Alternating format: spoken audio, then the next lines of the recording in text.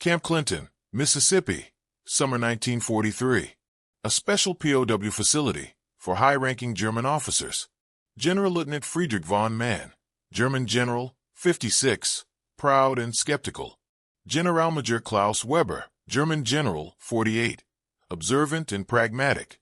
Captain Zurc Otto Schmidt, German naval captain, 52, intellectual.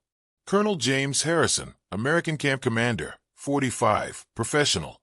Sergeant Frank Mitchell, American Guard, 28, friendly but firm.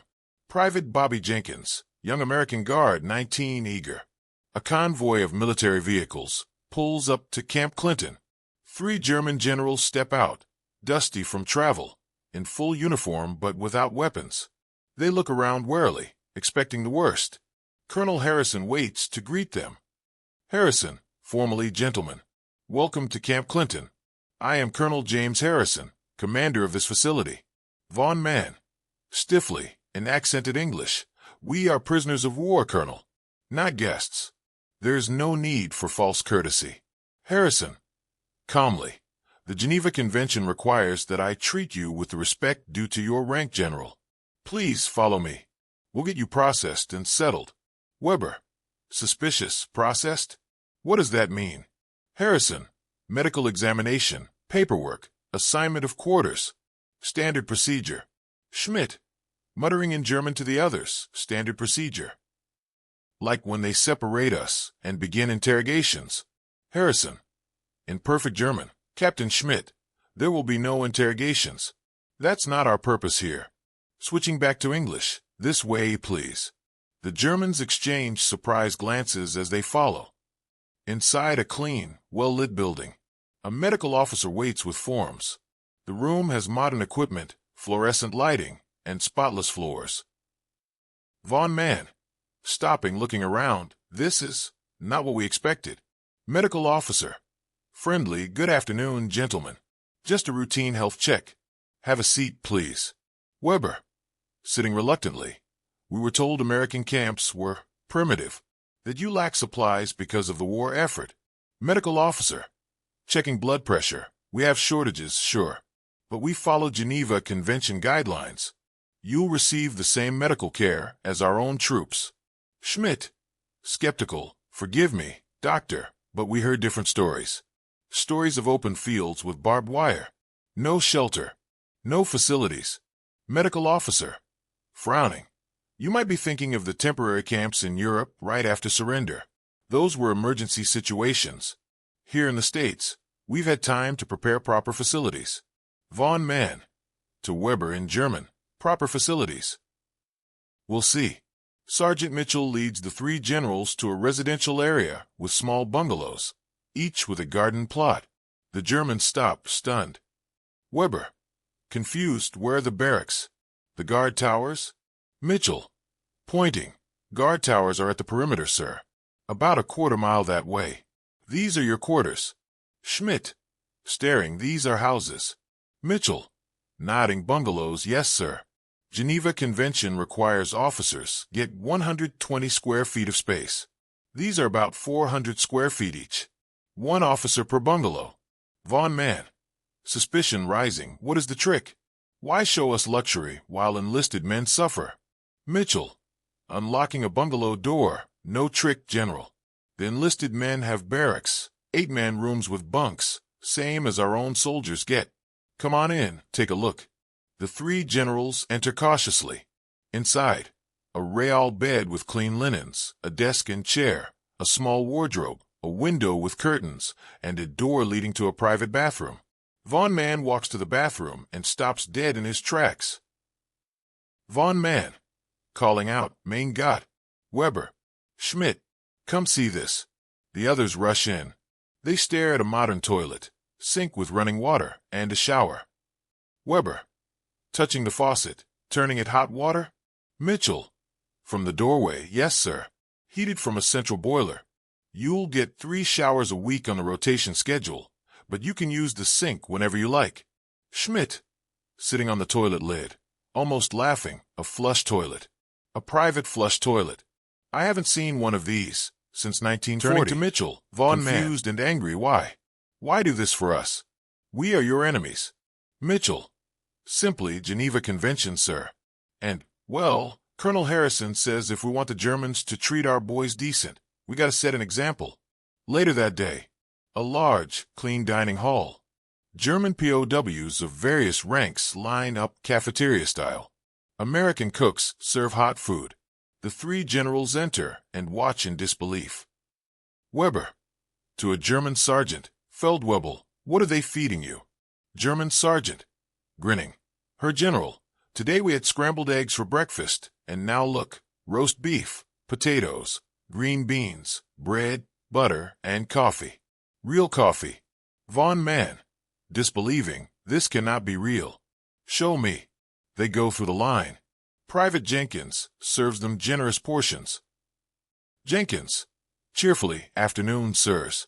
Hope you're hungry. Cook made extra today. Schmidt. Staring at his full plate. In Germany right now, our civilians are starving. Our soldiers in Russia are eating sawdust bread. And you feed us like this? Jenkins. Shrugging, orders, sir. Geneva Convention says you get the same rations as American troops. We eat, you eat. The generals sit at a table. Weber takes a tentative bite, then another, then starts eating eagerly. Weber. With mouth full, then swallowing, it's real. It's actually good. Von Mann. Not touching his food. This is a trap. They're fattening us like cattle, making us soft for propaganda purposes. Schmidt. Eating Friedrich. I haven't tasted real beef in 3 years. Trap or not, I'm not refusing it. Evening. Von Mann's bungalow. The three generals sit outside on small chairs, watching the sunset. Von Mann smokes a cigarette, American brand, purchased from the camp canteen with his POW wages. Von Mann. Exhaling smoke. I don't understand any of this. The food. The quarters. The humanity. Weber. Pragmatically. Perhaps Americans are simply more wealthy than we realized. They can afford these luxuries, even for prisoners. Schmidt. Thoughtfully, no. I think it's something else. I spoke with some of the guards today. Do you know what one told me? Von Mann, what? Schmidt. He said, my brother's a POW in Germany. I figure if I treat you fellows right, maybe someone over there will treat him right too. Silence. The weight of this settles over them. Weber. Slowly. That's remarkably naive. Or remarkably hopeful. I'm not sure which. Von Mann. Bitterly. It doesn't work that way. Our camps in Germany. They don't have flush toilets and roast beef. They have lice and soup made from nettles. Schmidt. Looking at him. Then maybe that's why we're losing. Von Mann. Sharply, what did you say? Schmidt. Meeting his eyes. A nation that can afford to treat its enemies this well. To follow rules even in war. That nation has resources we never imagined. And more than resources, they have principles they actually follow. Weber. Nodding slowly. The propaganda we were told about America, that they were weak, decadent, soft, it was all wrong. Von Mann. Standing, agitated, so what? So they have better plumbing? That doesn't win wars. Schmidt. Quietly, doesn't it? They have the industry to build these camps, feed us like kings, and fight a war on 2 fronts. Meanwhile, our people starve and our soldiers freeze. Who do you think will last longer? Colonel Harrison's office, next morning. Von Mann has requested a meeting. They sit across from each other, coffee between them. Von Mann. Colonel, I must ask you something directly. Harrison, go ahead, General. Von Mann, why? Why treat us so well? We bombed your cities, sank your ships, killed your men. Why give us flush toilets and roast beef? Harrison. Leaning back, because that's what the Geneva Convention requires, General. Von Mann. Frustrated, no one follows those rules. They're just paper. Harrison. Calmly, we do. And do you know why? Von Mann, enlighten me. Harrison. Standing, walking to the window, because we believe, maybe naively, as you might think, that even in war, we don't stop being civilized. The minute we start treating prisoners like animals, we become what we're fighting against. Von Mann. Quietly, we have American prisoners in Germany. They don't have private toilets. Harrison. Turning, I know. And that kills me. But I can't control what happens over there. I can only control what happens here. So here, we follow the rules. All of them. Because if we don't, then what are we even fighting for? Von Man stares at him, seeing something he didn't expect. Absolute sincerity. Von Man, after a long pause, you actually believe that? Harrison, with everything I have. Week later, Von Man's bungalow. He writes a letter, which we hear in voiceover as he writes. Von Man VO, my dear Margarethi, you will not believe what I am about to tell you. The American prison camp is nothing like we were led to expect. I have my own room with a real bed. I shower with hot water. Today I ate scrambled eggs and drank real coffee. Visual, Weber teaching some American guards basic German phrases. They're laughing together. Von Man VO, I am treated not as a criminal, but as an officer. With respect. With dignity. Even the enlisted men here have access to medical care and adequate food. I think of our boys in Russia, eating snow and dying of dysentery, and I wonder. Visual, Schmidt in the camp library, reading American books and newspapers. Von Man VO, I wonder if we were lied to about everything. About America's weakness. About their inability to wage war. About their character. A nation that treats its enemies this well. That follows rules even when it doesn't have to.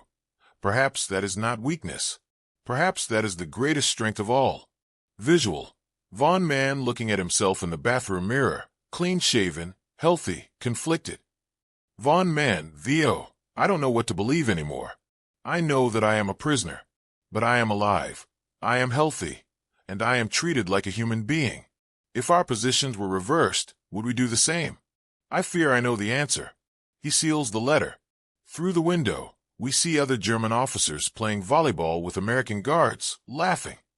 Von Man VO, this war is lost, Margarethi. Not because of tanks or planes or soldiers. It's lost because we forgot what it means to be civilized. And they never did. Your loving husband, Friedrich. 6 months later, the camp has expanded. Gardens bloom around the bungalows. Vegetables grown by the prisoners. Von Man, Weber, and Schmidt play cards outside. An American guard walks by. Guard, evening, generals. All three. In unison, good evening. Schmidt, putting down cards, you know what's strange? I almost don't want to go home. Weber, nodding, Germany is rubble now. Here we have food, shelter, dignity. What do we have to go back to? Von Man, slowly home. Family, responsibility to help rebuild. He pauses. And the obligation to tell the truth. Schmidt, what truth? Von Man, that the Americans beat us, not just with bombs and bullets. They beat us with flush toilets and hot showers and roast beef. They beat us by being decent when they didn't have to be. By following rules we thought were for fools. Weber, smiling sadly, quite a lesson for a general to learn in prison. Von Man, looking at his bungalow, the best lesson I ever learned. And the most painful. Colonel Harrison walks by, sees them, nods respectfully. They stand and salute. He returns the salute. No words needed. During World War II, over 425,000 German POWs were held in more than 700 camps across the United States. The 3 admirals and 43 generals in custody were housed at camps like Clinton and Shelby in Mississippi, each with private quarters and gardens. Many German POWs were shocked by the living conditions, hygiene standards, and quality of food, far superior to what German civilians or even some German soldiers experienced. The fair treatment had a lasting impact. After the war, many former POWs spoke positively about their experiences, and some even emigrated to America. The Geneva Convention worked when followed. American adherence to these standards saved countless lives and demonstrated that civilization could survive even in war.